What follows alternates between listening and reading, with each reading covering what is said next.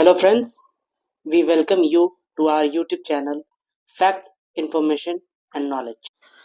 आज हम जिसकी हिस्ट्री के बारे में डिस्कस करने जा रहे हैं उसे देखने के लिए आमतौर पे लोग हजारों मील की दूरी तय करके उसका दीदार करने जाते हैं।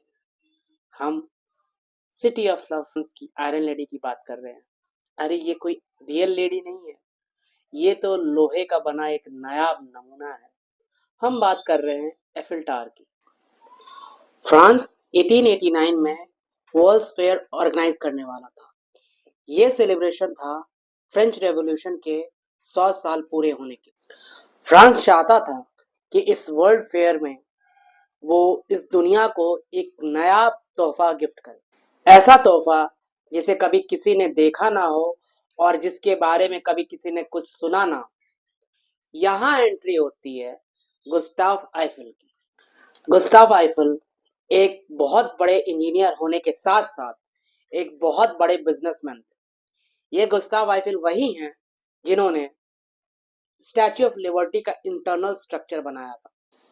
पूरे 2 साल 2 महीने और 2 दिन का समय लगा और एफिल टावर बन के तैयार हुई।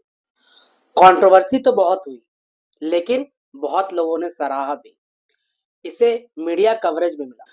अब बात करते हैं एफिल टावर के स्ट्रक्चर एंड कंस्ट्रक्शन की। एफिल टावर 324 मीटर ऊंचा, मतलब 1063 फीट ऊंचा है। अगर आम भाषा में समझा जाए तो 81 स्टोरी बिल्डिंग ऊंचा। बॉटम से लेके टॉप तक जाने में लिफ्ट से 8 मिनट का समय लग जाता है और ये टोटल स्ट्रक्चर राउट आयरन पे बेस्ड है और 25 लाख रिवेट्स पे खड़ा है।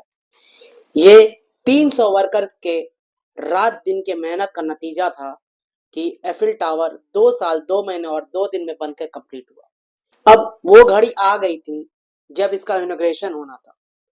31 मार्च 1889 को एफिल टावर का इनॉग्रेशन हुआ। तब तक एफिल टावर की लिफ्ट बनके कंप्लीट नहीं थी, तो गस्टाफो एफिल और उनके क्रू सीढ़ियां चढ़कर 1710 सीढ़ियां चढ़कर बॉटम से टॉप पे गए और वहां पे 21 गन सलूट्स के साथ फ्रेंच फ्लैग होस्ट करके एफिल टावर का इनॉग्रेशन किया।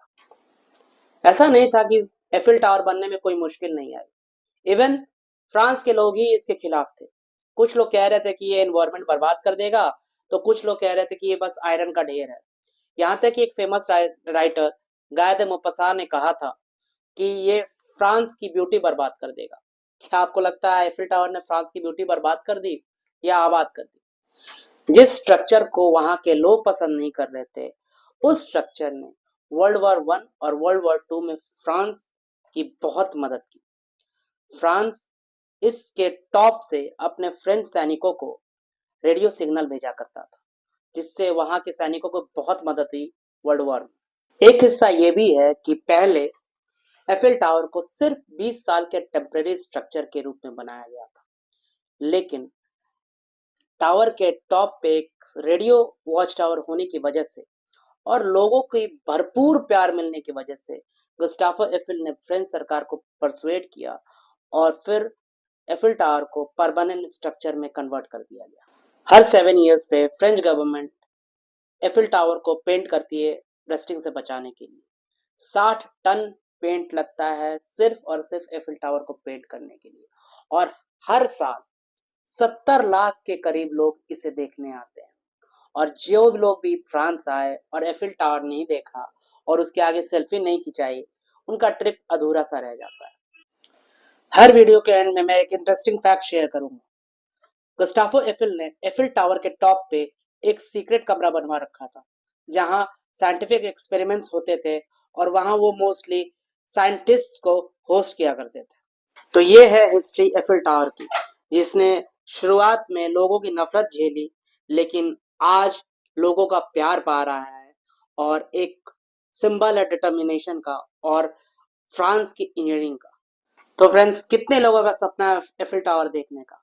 अगर है तो कमेंट में बताओ, और अगर आप एफिल टावर पे गए हो तो उसे भी अपने एक्सपीरियंस को कमेंट में शेयर करो। अगर आपको वीडियो पसंद आया तो हमें लाइक कीजिए, हमारे वीडियो को शेयर कीजिए, हमारे चैनल को सब्सक्राइब कीजिए। आप ऐसा ही हमारा साथ देते रहिए। आप अपने लाइफ में तरक्की कीजिए, आप हेल्दी रहिए और हमेशा खुश रहिए।